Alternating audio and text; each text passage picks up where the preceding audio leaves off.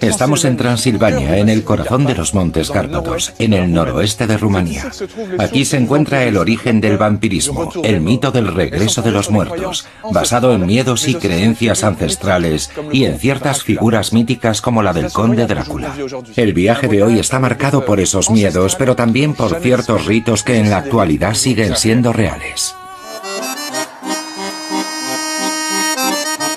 Rumanía está ligada a la imagen del vampiro por una serie de tradiciones populares muy antiguas y por una figura histórica del siglo XV, el personaje de Vlad Tepes, el empalador, famoso por las torturas que infligía a sus enemigos. El autor de Drácula, Bram Stoker, se inspiró en el personaje de Vlad y situó su novela en Transilvania.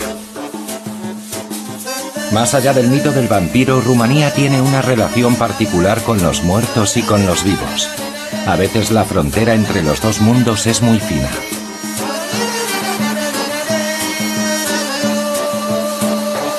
Comienzo mi viaje en Bucarest. La capital cuenta con 2 de los 22 millones de habitantes del país. En su mayoría son cristianos ortodoxos. Me va a ayudar a investigar las fuentes del vampirismo a Ana María Lasar. Esta rumana, investigadora en la Biblioteca Nacional de Francia y doctoranda en la Escuela Práctica de Altos Estudios, está investigando el mecanismo de invención de los santos. Hola, Ana María. Hola, Philip. Estamos un poco en tu casa, en las ruinas de este palacio. ¿Hay algún secreto escondido detrás de estos viejos muros completamente agrietados y no muy bien conservados? Vlad Tepes dejó su rastro aquí. ¿Te refieres al que se convertiría en Drácula? Drácula en la cultura occidental, claro. Pues oye, ¿por qué no nos enseñas un poco los restos de ese personaje fantástico? Vamos allá. Estamos en la Curtea Becce, la antigua corte principesca. Este palacio, situado en el centro de Bucarest, fue construido por Vlad Tepes, el empalador. Era su residencia principal. ¿Y qué sabemos del tal Vlad Tepes? Nació en Transilvania. Sí. Y era el voivod de Valaquia. El voivod es el señor local, el rey, ¿no? Rey, sí. ¿Su padre se llamaba? Vlad Dracul. ¿Y esa palabra Dracul qué significa en realidad? Hay varias interpretaciones, varias etimologías. Hay quien dice que era simplemente el gentilicio de los habitantes de la ciudad o de la región de Valaquia. Sí. Que se conocían como dragules o dragul. Un apelativo local como cuando decimos el parisino o el marsellés. Sí, podría decirse. Vale. Hay otra versión que sugiere que Dracul puede ser un sinónimo de diablo. No es un mote especialmente agradable. Debía ese nombre a lo malvado que era. ¿Pero era tan atroz? ¿Un hombre sediento de sangre o solo un mal rey? Creo que su hijo lo superó en ese terreno. El alumno superó a su maestro. Sí. ¿Y no había un origen relacionado con la Orden del Dragón? Sí, su padre era miembro de la Orden del Dragón. Una orden caballeresca encargada de matar a los turcos, ¿no? Sí. Eso es un poco... Bueno, mejor no hacemos ningún comentario, ¿vale? Para nosotros, Vlad encarna el patriotismo, la figura del buen monarca. Pero no deja de ser un empalador. A todos nos empalados por la boca o por el, digamos, trasero o por el vientre, plantados en las calles de Valaquia. Era un suplicio, bueno, su suplicio preferido. Sí. Lo hacía para poner orden en su reino. Y bajo su reinado se supone que había una moralidad perfecta, no había ni robos, ni violaciones, ni nada. Reinaba la armonía social. La armonía social. En realidad, quien describe a Vlad como un tirano sádico es la propaganda política de sus enemigos. Es el comienzo de una transformación que terminará creando el mito del vampiro. Y al final, ¿qué fue de nuestro querido Vlad? Estaba dirigiendo a su ejército, que estaba cargando contra las tropas turcas, cuando fue atravesado por varias lanzas. Hay relatos que nos hablan de su fin. ¿Y el cadáver lo enterraron allí mismo? El cadáver fue decapitado. Vale. En principio apareció en Snagov. Snagov es un monasterio. Es un monasterio.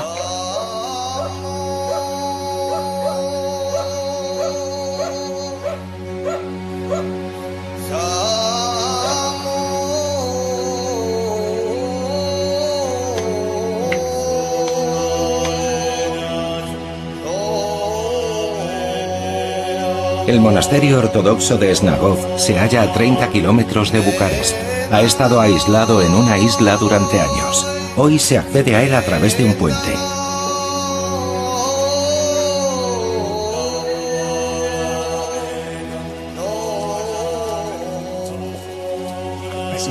Está recargadísimo de pinturas.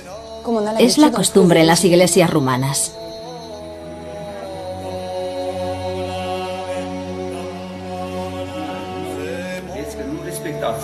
Ah, aquí está la tumba. Y me imagino que la gente reza por él porque hay velas, flores. Es una lápida, pero ya no se leen las inscripciones, están completamente borradas. Los monjes que vivían aquí en el siglo XIX presentaban la lápida como si fuera la de la tumba de Vlad Tepes. ¿Y la tumba ha sido abierta? En 1933 excavaron aquí y encontraron una tumba vacía. Luego excavaron más profundo y encontraron otra tumba que resultó estar llena de sorpresas. ¿Qué encontraron? ¿El cuerpo de un hombre? Sí. Hay algo que no encaja. Dices que encontraron un esqueleto, pero ¿a él no lo habían decapitado? Es que no se seccionaba la cabeza. ¿Qué hacían? Le quitaban la piel de la cara y el cuero cabelludo y el pelo. Sí, una máscara facial con la cabellera. Sí, es una de las teorías. Pero eso se percibiría en el esqueleto. Sí, pero el esqueleto se pulverizó a los pocos minutos de abrirse la sepultura. Pues qué rabia. Sí, es frustrante. Hasta la vista, Vlad. La figura de Vlad Tepes es tan importante en Rumanía que hay otros monasterios que se disputan la localización de su tumba, pero nadie sabe dónde se encuentra exactamente.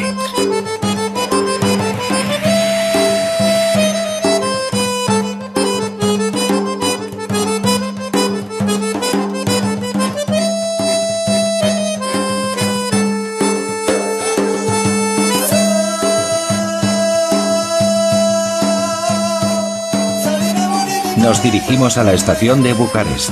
Vamos a coger el tren nocturno a Transilvania. Es la región donde la creencia en los muertos vivientes está más presente y la región natal de Ana María.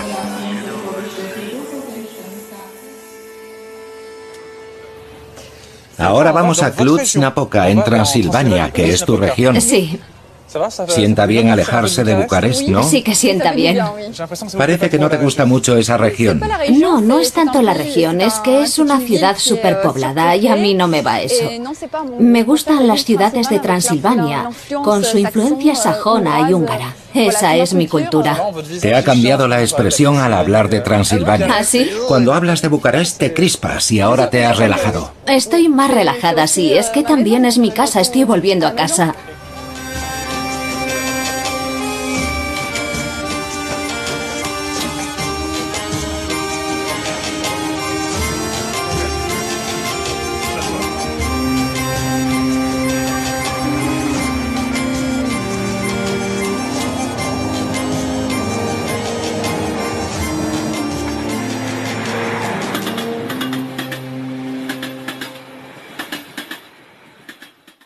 Al llegar a Cluj, en el corazón de la patria de los vampiros, Transilvania, nos dirigimos al cementerio.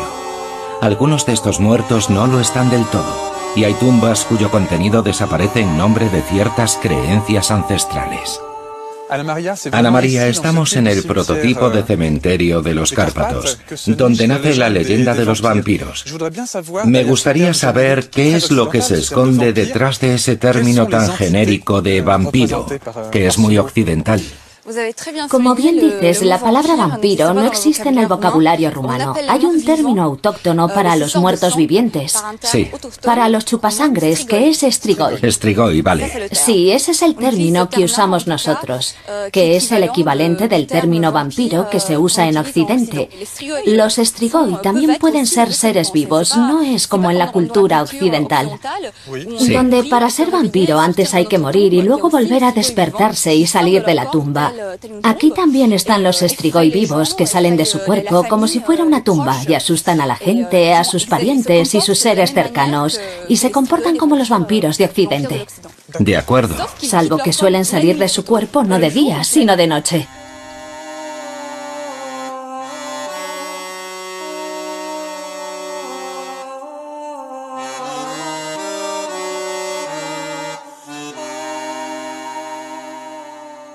¿Y hay alguna forma de protegerse de estos no muertos? Sí, hay un remedio muy conocido en Occidente, que es el ajo. Ya. Pero también sirve la cebolla. ¿Pero qué haces? ¿Te los comes? ¿Te los pones en los sobacos? No. ¿O los llevas en los bolsillos? Te lo puedes comer, pero por lo general lo cuelgas en la entrada de las casas y en las ventanas. El estrigoi es un retornado que viene a parasitar la vida de sus allegados y chuparles la sangre. Entra en las casas que le son familiares y a menudo los primeros a los que ataca son sus seres más queridos. ¿Y cómo te puedes defender? ¿Con agua bendita, me imagino? Sí, también recurrimos a los curas. Llamamos a un cura para que diga una misa sobre la tumba del estrigoi. Es lo primero que se hace en estos casos.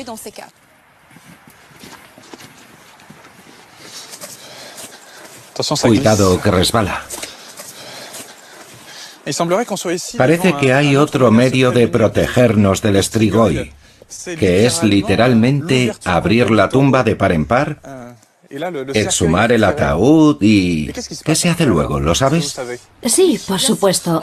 En la mayoría de los casos se le clava ¿Una estaca? Una estaca en el corazón del difunto. Vale. Hay casos en los que se quema el cuerpo entero o... ¿Lo queman? Lo queman. Vale, para reducirlo a cenizas. Exacto. Vale. Y esas cenizas se mezclan con agua bendita y se le dan a la comunidad que tiene que consumir esa agua llena de cenizas. La falta de señales de corrupción en los cadáveres permite reconocer a los no muertos. Esta creencia es el reflejo del miedo al retorno de los muertos. Pero la Iglesia Ortodoxa ha encontrado otra solución para explicar las conservaciones anormales y las muertes no naturales. Los ha convertido en santos. Para investigar esa santificación de los difuntos atípicos, hemos viajado a Aiud. En su monasterio los monjes conservan los restos de varios cientos de víctimas del comunismo. Los han convertido en mártires, a los que celebran a diario.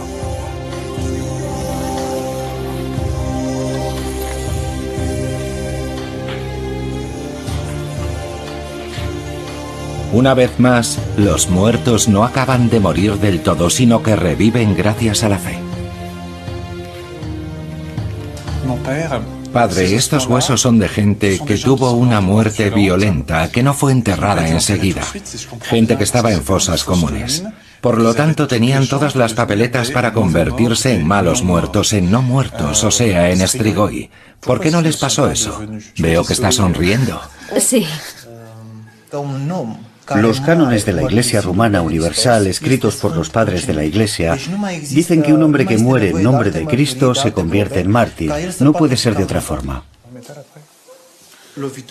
No se necesitan más pruebas para ser canonizado. Vale, veo que hay una fractura parietal en el lado derecho. Aquí también se ve que falta hueso.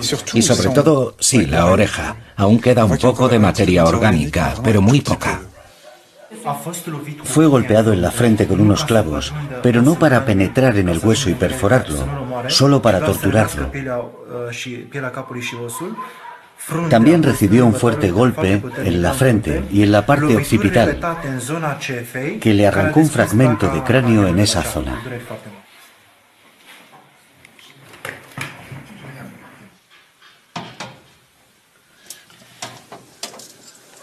¿Cómo pesa? Un relicario de plata con un fragmento de cráneo que ha sido cerrado. El sacerdote dijo que era un suplicio, que le cerraron la cabeza y que recibió un golpe en la parte posterior del cráneo. En realidad, es solo la señal de que se le practicó una autopsia. Es un cráneo que ha sido autopsiado, y en esta otra cosa que nos enseñó el sacerdote lo mismo. ¿No fue torturado? En absoluto. No es por llevar la contraria a los dogmas de la religión ortodoxa, pero esta fractura en el hueso occipital, en la parte posterior del cráneo, y esta en la base de la nariz, son típicas de los restos que han sido enterrados. Y estos agujeros han sido causados por unas raíces. Esto no lo haría un clavo ni nada similar. Pero es interesante, desde un punto de vista científico para mí y moral y religioso para ti, ver cómo se han interpretado desde el nacionalismo y la religión unos restos mortales que presentan unas lesiones de lo más anodinas y que observamos en un montón de esqueletos arqueológicos o no. ¿Y eso basta para dudar de su poder? Ah, no. Ahí ya la ciencia forense o antropológica no tiene nada más que decir. Vale. Yo me limito a describir lo que veo. Solo puedo afirmar que mis observaciones son compatibles con una descomposición natural, sin intervención divina. Luego lo que es el poder curativo de estos huesos, porque son huesos, no momias, ahí ya no puedo afirmar nada.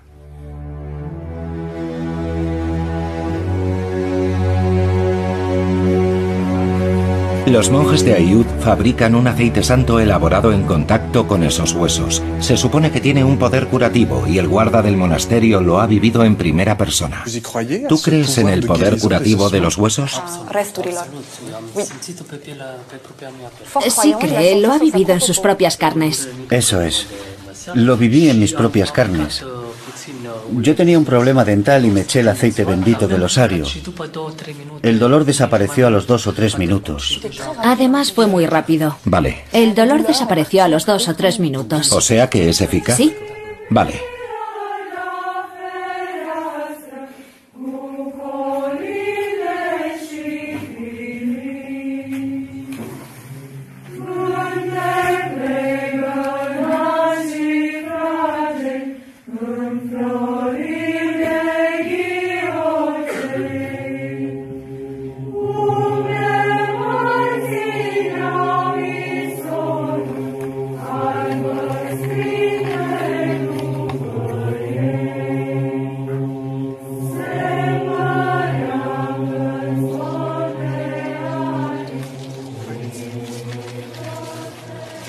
Estábamos cantando a la gloria de esos mártires, del sufrimiento que padecieron y de su sacrificio por nuestra religión. Sí. Cantamos a su memoria. Me parece que es importante y que ellos lo saben apreciar.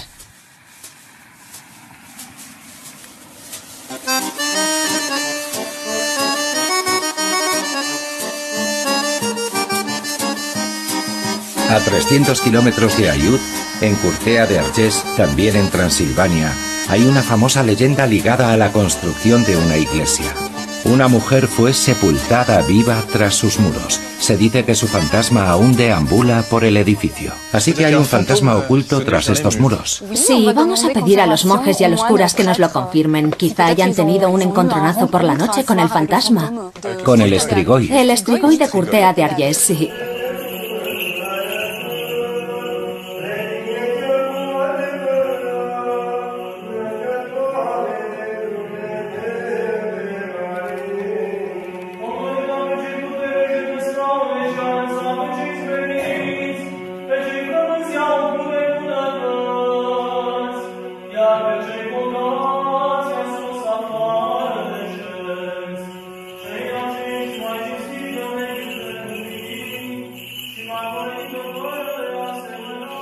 Hay una leyenda que habla de un maestro de obras muy famoso. Sí. Que se llamaba Maestro Manolé. Vale. Y que recibió la orden de construir un monasterio en este lugar. Sí. Pero todo lo que construía durante el día con sus 10 obreros quedaba destruido por la noche. Exacto. Así que hicieron un pacto. Sacrificarían a la primera persona que llegara a la obra. Y el único que lo respetó fue Manolé. Al día siguiente, su mujer Ana vino para dar de comer a los obreros y al propio Manolé. Y él la cogió en brazos y la emparedó viva. Un sacrificio humano, literalmente. Exacto. ¿Y funcionó o no? Funcionó. Vale. Aparentemente. Al poco tiempo el monasterio estaba construido. Así que este lugar y las campanas que estamos oyendo están ligados literalmente a ese sacrificio. Exacto. A esa vida truncada. Gracias a Ana, el monasterio es tal y como lo vemos hoy. Hemos quedado con Nikolai. Es sacerdote y nos va a explicar que aún hoy ese sacrificio perdura simbólicamente en todas las construcciones. En Rumanía tenemos una tradición que aún pervive, y es que cada vez que se construye una casa, se mide a las personas que van a vivir en ella, y se entierra un hilo de una longitud equivalente en los cimientos de la nueva casa. Se puede decir casi que es un sacrificio humano. Exacto. En efigie. Eso es.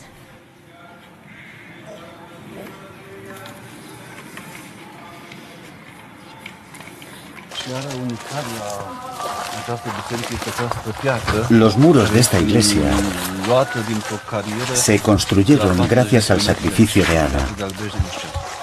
Y dígame, ¿qué más se sabe de la tal Ana?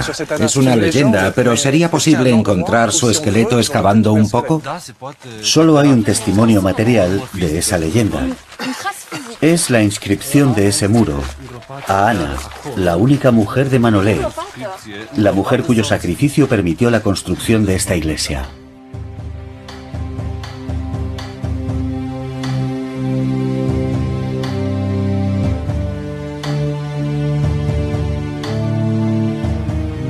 Terminamos nuestro viaje por Transilvania en el sur de los Cárpatos. El mito del vampiro se difundió en Occidente a través del castillo de Bran. Profundamente romántico, este castillo medieval inspiró a numerosos artistas, desde Bram Stoker hasta Francis Ford Coppola.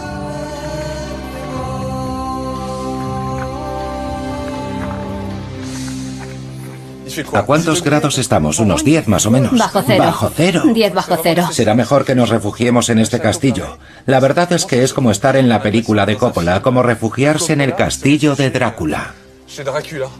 Es solo por el estilo, porque Vlad Tepes jamás pisó este castillo. Históricamente no hay ninguna constancia de su presencia en este castillo.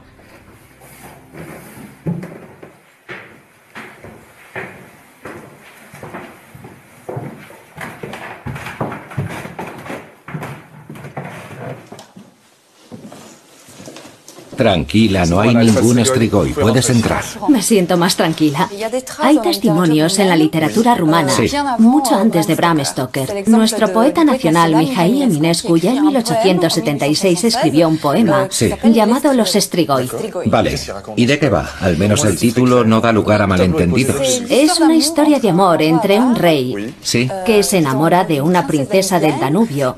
Por desgracia, la muerte se lleva a la princesa, muere repentinamente. Y el rey enloquecido la intenta resucitar a toda costa. Hay un ejemplo sumamente interesante que está en verso, de hecho. Sí. Voy a intentar leértelo si encontramos el libro en esta biblioteca. Vale, ¿y está en las bibliotecas de todos los rumanos el tal Ionescu? Mihail Eminescu Eminescu. es nuestro poeta nacional. Vale. O sea que ese verso habla del procedimiento concreto que se usa para revivir a la muerta.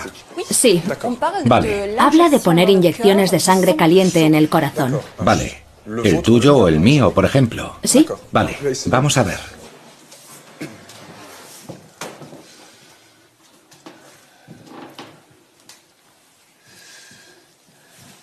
Eminescu. Hay uno aquí. Magnífico. Vamos allá. El Strigoi. Los Strigoi. Los Strigoi. El corazón de esta mujer, de esta chica, tiene que alimentarse de sangre caliente para revivir. Y aquí nos acercamos a la tradición de los vampiros, los Strigoi. Tal y como los conocemos en Europa occidental. ¿Y habla de mordiscos en el cuello, los dos? Sí. Y la siguiente noche, cuando los Los amantes. dos amantes se acercan, Sí. es ella quien va a morder al rey. Genial. Y este también se va a transformar en un Strigoi y juntos recorrerán los bosques circundantes de noche. En busca de sangre también. Probablemente sí. Vale, Y mueren por segunda vez al ser sorprendidos por el día. vale. Se olvidan de que va a salir el sol y se ven sorprendidos por el amanecer. Ya estaban ahí todos los tópicos que luego utilizó Bram Stoker. Todos los atributos de un Strigoi. Así que no fue él quien inventó el estilo literario de los vampiros. En 1876 nosotros ya teníamos esa clase de relato romántico. Vale. Gracias a ti los vampiros están regresando a Rumanía. Bravo.